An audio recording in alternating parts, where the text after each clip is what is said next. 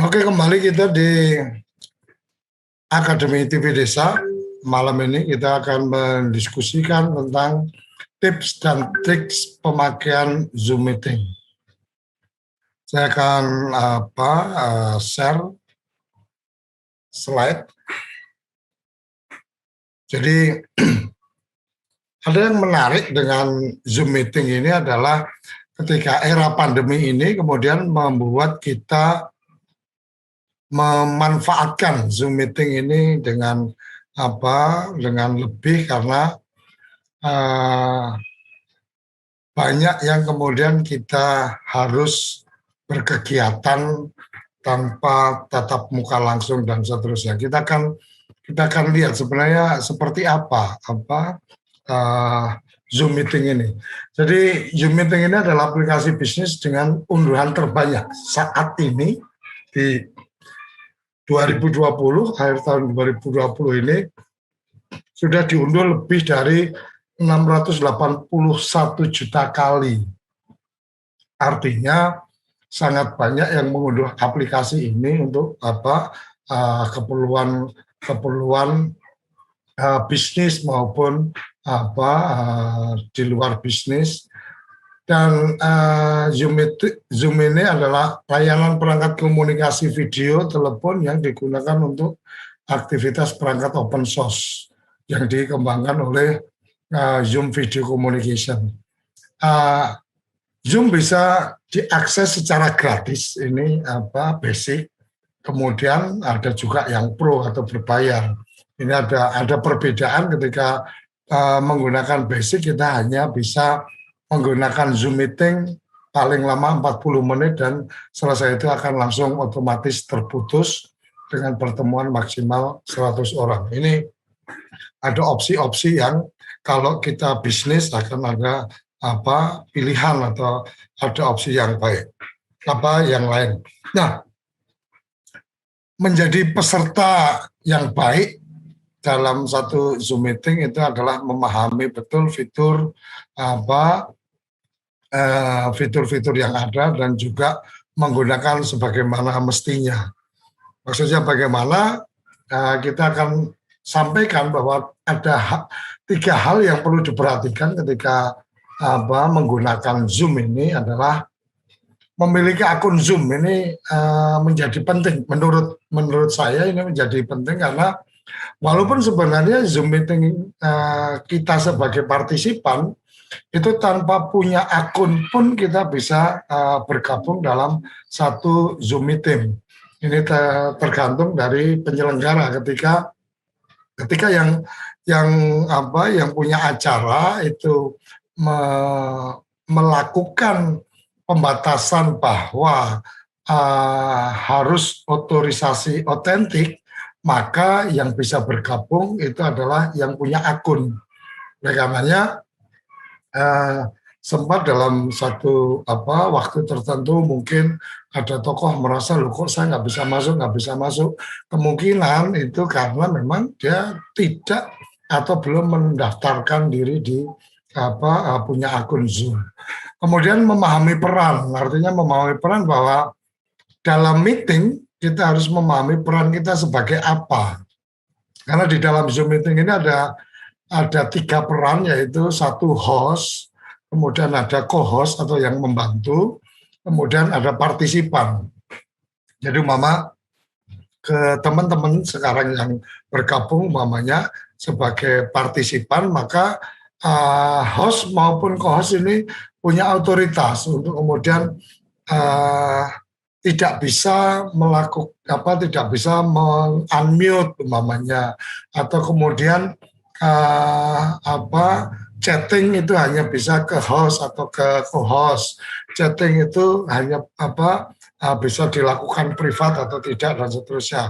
Itu host atau co-host yang akan mengatur itu. Kemudian hal ketiga yang perlu diperhatikan adalah setting sebelum join. Artinya sebelum kita join meeting atau sesaat setelah join ini pastikan setting akun Zoom kita. Jadi kadang-kadang penyelenggara membuat ketentuan-ketentuan khusus nih, umpama bahwa setiap peserta itu harus menuliskan nama dengan cara nama kemudian dari institusi mana dan seterusnya. Kadang-kadang ada penyelenggara Zoom yang menggunakan atau membuat aturan-aturan seperti itu. Oleh karenanya perlu diperhatikan bahwa pada saat kita akan join itu kita mesti menyesuaikan, mungkin kita rename dan seterusnya, itu bagian yang perlu diperhatikan. Kemudian bagaimana supaya kita punya akun Zoom meeting? Sebenarnya sederhana, cukup masuk di website, kemudian kita melakukan registrasi. Pada saat kita akan melakukan sign up atau registrasi, biasanya bukan biasanya, tapi otomatis akan keluar di data kita ini tanggal lahir dan seterusnya. Ini lebih pada bahwa penggunaan Zoom meeting ini diverifikasi minimal harus berusia lebih dari 16 tahun. Oleh karenanya untuk punya akun itu memang secara umur nanti udah kedetek ketika pada saat kita mengisi tanggal lahir, bulan lahir, dan lain-lain. Kemudian ketika itu sudah masuk, maka kemudian akan ada permintaan alamat email, atau kita mesti mengisi alamat email dan menyetujui ketentuan-ketentuan yang berlaku. Ketika kita sudah membuat itu, otomatis akan terkirim email verifikasi. Nah, di email verifikasi ini kita cek email kita untuk supaya kita bisa sebagai pengguna Zoom yang terverifikasi. Nah, tadi poin yang saya sampaikan adalah salah satunya adalah memahami peran atau kita ini sebagai apa. Jadi ada 3 peran di dalam Zoom meeting, itu adalah host, co-host, dan partisipan. Host itu adalah orang yang mengatur semua aspek di dalam meeting termasuk partisipan. Artinya dia bisa mengeluarkan peserta, dia bisa bahkan mengeluarkan pun dia juga bisa membuat bahwa yang sudah dikeluarkan udah nggak bisa masuk lagi dan seterusnya. Nanti di sesi yang lain kita akan menyampaikan itu, termasuk juga bagaimana mengkoneksikan Zoom meeting dengan live streaming dan seterusnya. Nah, fitur-fitur yang dapat dilakukan oleh host adalah dia bisa memulai untuk melakukan live streaming. Jadi seperti kita saat ini kita menggunakan Zoom meeting ini menggunakan alat bantu yang lain untuk kemudian live streaming. Tetapi Zoom sendiri sebenarnya sudah memfasilitasi untuk langsung live dari Zoom yang meeting yang sedang kita lakukan. Kemudian host punya otoritas untuk memulai dan menghentikan meeting. Jadi seperti tadi 1 jam sebelumnya ada yang berusaha masuk, itu ada notifikasi bahwa host belum membuka ruangan dan seterusnya. Kemudian ketika kita selesai, mungkin kita lagi ngobrol-ngobrol karena menggunakan ruangan, tahu-tahu Zoom langsung di end. Nah, artinya host bisa langsung mengakhiri Zoom yang sedang berjalan. Kemudian host juga punya otoritas untuk membuat partisipan itu menjadi co-host atau dinaikkan jadi co-host untuk membantu. Nah, peran co-host ini adalah dia membantu daripada tugas-tugas dari host. Kemudian hal yang lain yang bisa dikelola oleh host adalah bagaimana untuk mengaktifkan waiting room. Jadi taruh kata kami punya kapasitas pesertanya cuma 100. Nah, dari 100 siapa yang masuk? Kalau setting waiting room itu dihidupkan, maka setiap yang masuk tidak otomatis setiap ada yang ingin gabung tidak otomatis langsung masuk, itu perlu approve dari host ataupun co-host. Kemudian bisa mengaktifkan fitur-fitur closed caption dan seterusnya, itu biasanya ada di Zoom untuk profesional atau Zoom yang berbayar, jadi ada lisensi. Kemudian co-host adalah orang yang ditunjuk host sebagai asisten saat berada di Zoom meeting. Keduanya hampir memiliki fitur-fitur yang sama, bisa dikendalikan, cuma memang co-host itu tidak bisa membuat orang partisipan menjadi co-host, hanya host yang bisa melakukan itu. Kemudian partisipan partisipan ini adalah peserta dalam Zoom meeting yang fasilitas penggunaan fitur tergantung hak yang diberikan oleh host. Taruh kata, apakah partisipan itu bisa melakukan chatting dengan siapa kepada setiap orang, atau kemudian chattingnya bisa bisa ditutup sehingga fungsi chatting tidak bisa berjalan, atau chatting ini hanya bisa dilakukan oleh partisipan ke host. Jadi tidak bisa saling sapa antar partisipan. Itu sepenuhnya host yang melakukan pengaturan. Kira-kira seperti itu peran-peran yang ada di Zoom meeting. Nah, yang menjadi penting adalah jadilah menjadi host, co-host yang bijak, dan partisipan yang baik. Partisipan yang baik seperti apa, atau dalam artian sebagai teman-teman yang bergabung ini seperti apa, ini lebih pada bagaimana identitas kita. Identitas kita ini menjadi sangat penting. Identitas kita di tampilan kan, sekarang nih identitas yang ada di saya tulis nama Suryo Koco, kemudian ada juga yang menulis nama Lutfi, ada yang menulis nama Hikmat, ada juga mungkin kita bisa lihat yang belum melakukan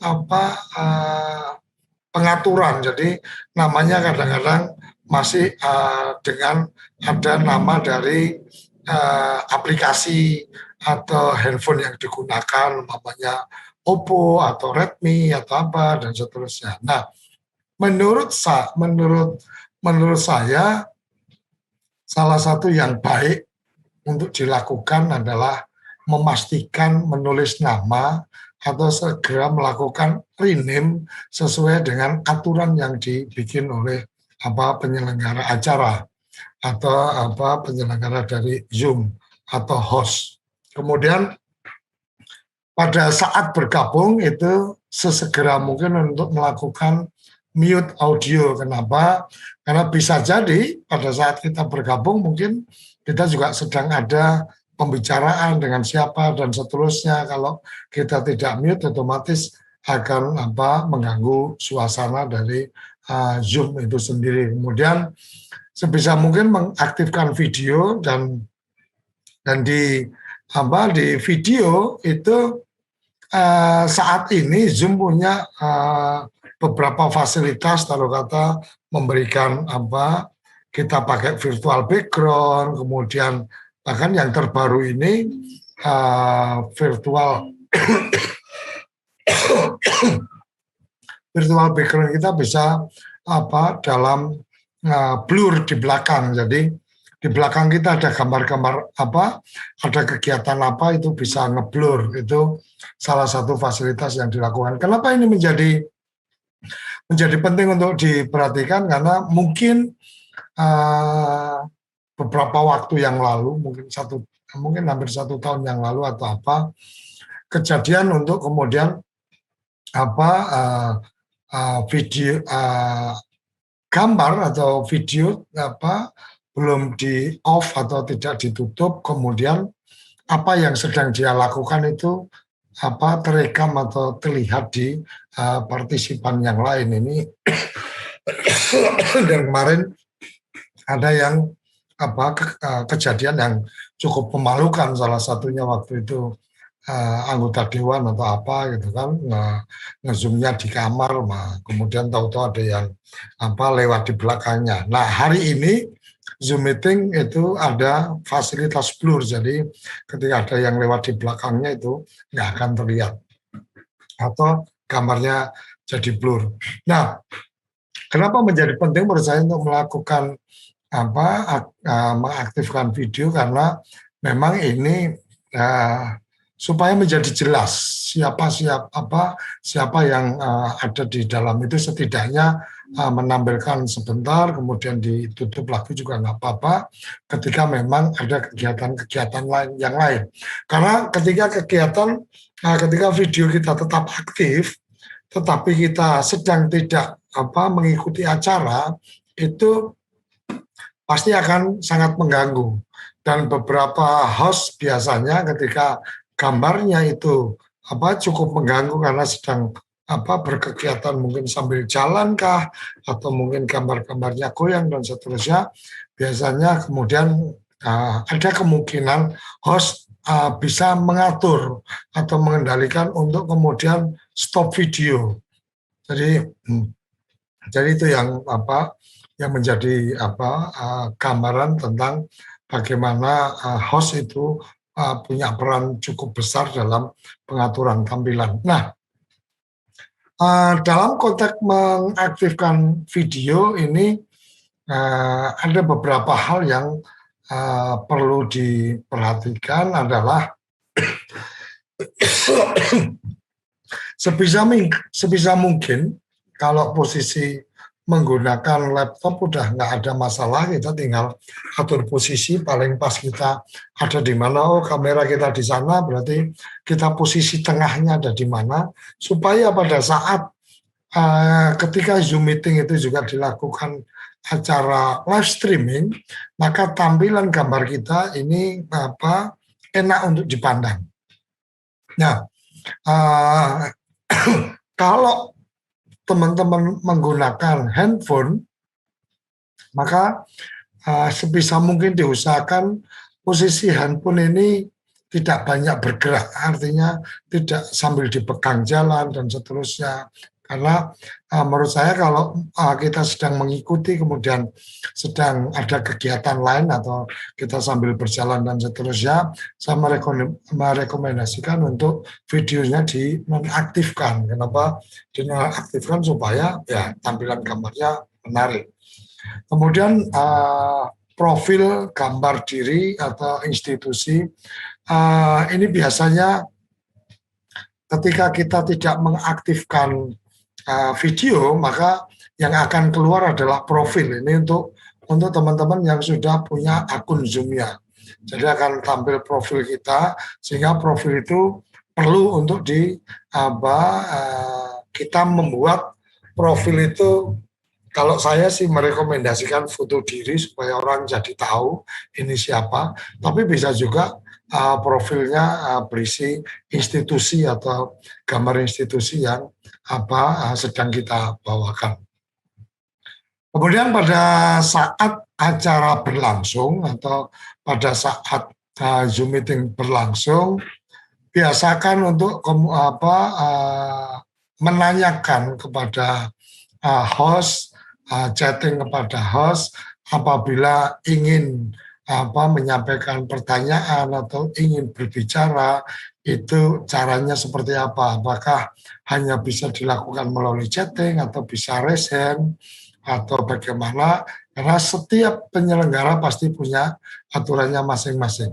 Oh ya, posisi yang saya sampaikan ini adalah posisi ketika acaranya adalah Zoom-nya adalah Zoom meeting, karena Zoom sendiri ada dua, Zoom meeting dan Zoom webinar. Kalau Zoom webinar dia ada dua ruangan, partisipan sama panelis.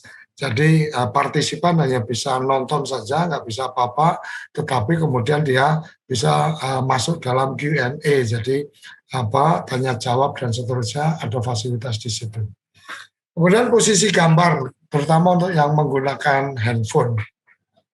Saya merekomendasikan acara Zoom meeting itu terkadang juga jadi acara untuk kegiatan-kegiatan yang lain. Artinya kegiatan yang lain adalah bisa jadi acara itu disiarkan menggunakan YouTube umpamanya atau menggunakan Facebook dan seterusnya. Maka rekomendasi yang saya sampaikan untuk pengguna handphone adalah biasakan menggunakan Zoom pada saat Zoom meeting dalam posisi handphone yang seperti ini, landscape. Kenapa? Karena gambar kita bisa penuh kanan kirinya tidak terlalu banyak blank, walaupun handphone biasanya rasionya itu 3:4, tidak 16:9, berarti kanan kiri masih tetap kosong, tetapi setidaknya menjadi gambar lebih penuh. Nah, yang seperti tadi saya sampaikan, perhatikan background atau atmosfer latar belakang.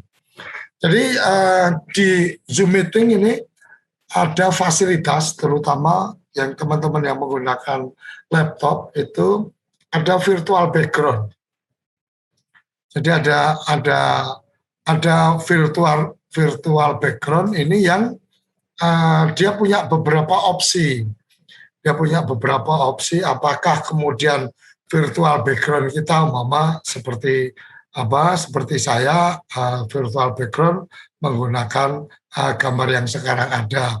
Tapi saat ini ada juga fasilitas blur yang seperti tadi saya sampaikan. Jadi ketika blur, sekarang ini saya aktifkan blur, apa yang ada di belakang saya tidak terlihat. Jadi gambar-gambar kegiatan yang ada di belakang saya akan ngeblur, nggak terlihat. Di belakang saya ternyata ada kucing yang sedang lewat atau apa dan seterusnya, itu nggak akan terlihat. Ini satu fasilitas yang sekarang ada di Zoom meeting.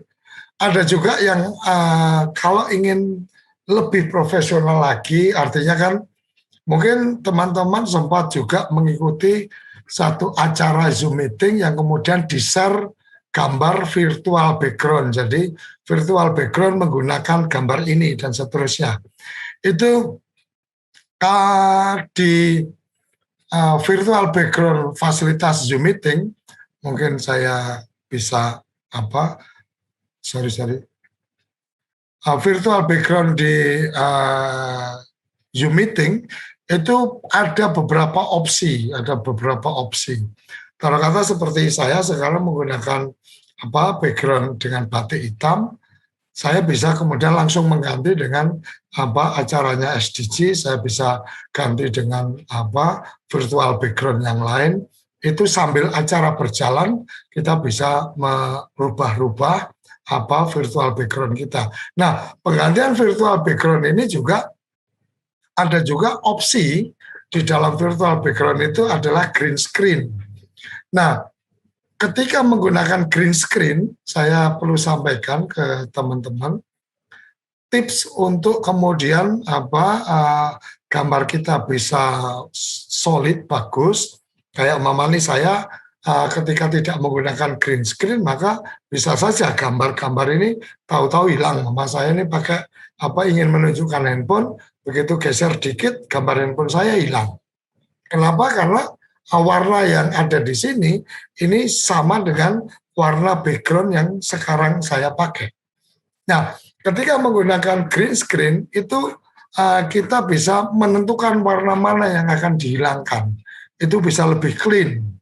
Jadi di belakang saya menggunakan warna hijau, otomatis hijau itu saya hilangkan. Selama baju saya tidak ada warna hijau, maka tidak akan tembus. Nah, ini yang kadang-kadang kita harus perhatikan betul.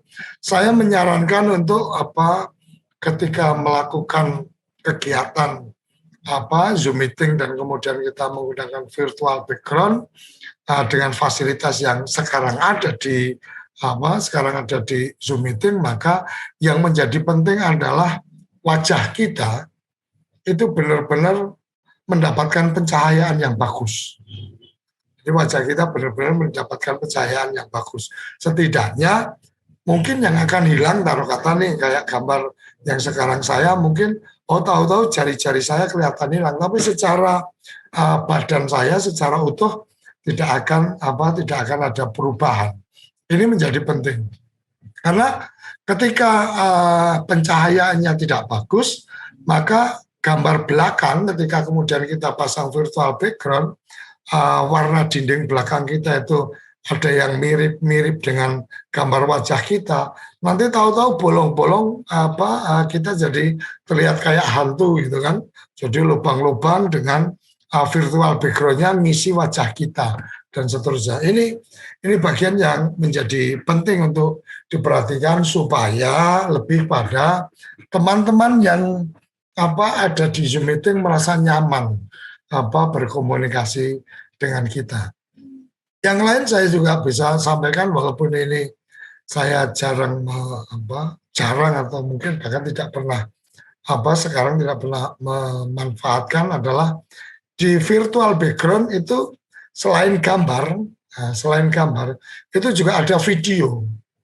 Jadi ada video yang bisa terlihat di belakang kita. Jadi di background kita seperti kita sedang ada di kafe, jadi belakangnya ada orang lalu lalang dan seterusnya.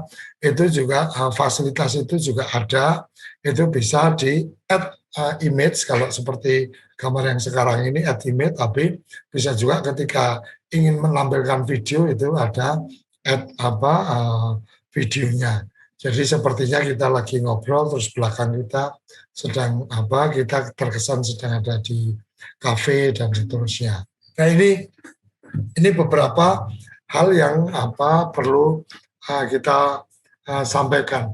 Oh ya, di samping hal-hal yang tadi ada juga mungkin yang perlu saya tambahkan adalah bagaimana dengan audio. Jadi pertama kita perlu cek audio. Biasanya kalau menggunakan handphone kita kadang lupa untuk melakukan cek di bagian mic-nya atau gambar mic itu kita belum aktifkan, jadi kita ngomong audionya belum bisa keluar dan seterusnya. Ini bagian yang kadang-kadang terlewatkan atau terlupakan. Ini perlu juga jadi perhatian.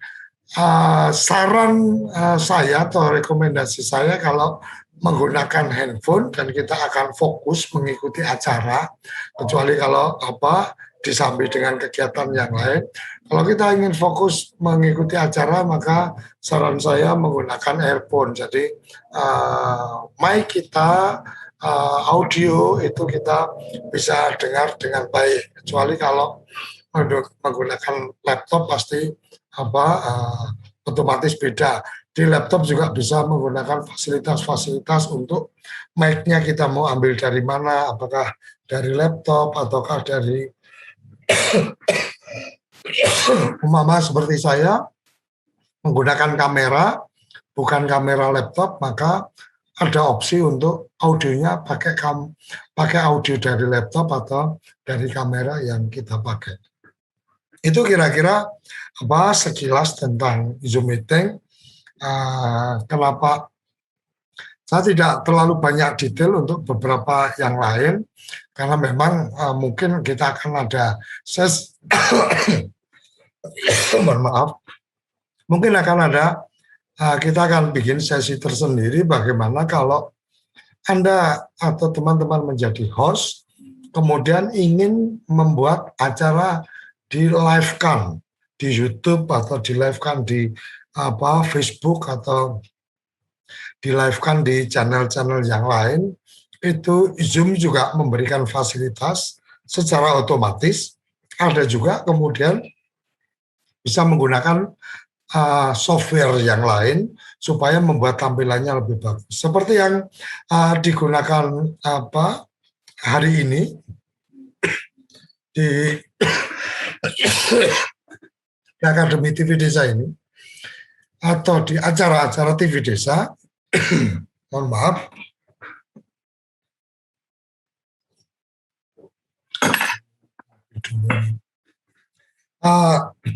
tampilannya itu tampilan menjadi saya sedang berbicara, kemudian di sebelah bisa ada tampilan presentasinya dan seterusnya. Yang seperti ini perlu ada menggunakan software tersendiri. Jadi yang seperti pelajaran-pelajaran atau edukasi yang seperti ini nanti akan kita berikan di sesi mobile jurnalis di kelas broadcast. Jadi TV Desa mengembangkan mobile jurnalis yang di situ nanti akan ada edukasi-edukasi tentang bagaimana menggunakan handphone untuk keperluan pengambilan gambar, bagaimana melakukan broadcast dan seterusnya.